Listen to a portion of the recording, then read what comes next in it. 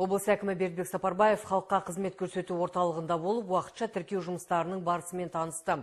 Қазіргі күні Ақтөбеде 3 халыққа қызмет көрсету орындары жұмыс істейді. Бұл орталықтарда таңғы 8-ден кешкі 8-ге дейін уақытша жұмыс кестесі енгізілді. Ұзын сонар кезек туындамау үшін миграциялық полиция тарапынан қосымша жұмыс орындары құрылды. Мобильді топ шалғай елді мекен тұрғындарына қызмет көрсетеді. Өңір басшысының тапсырмасы бойынша бұл жұмысқа 40 ерікті тартылды. Олар азаматтарға анкета толтыруға, қажет құжаттарды рәсімдеуге көмек береді. Тіркеу процедурасын жеделдету мақсатында екінші деңгейлі банктер мен Қазпошта бөлімшелерінде есептік кассалық бөлімдердің қызметкерлер саны ұлғайтылды. Тұрғындар бұл заңнамаға түсіністікпен қарап жатыр. Барлық халыққа қызмет көрсету орталықтары штаттық режимде жұмыс істейді. Бұл мәселе облыс басшысының тікелей бақылауында.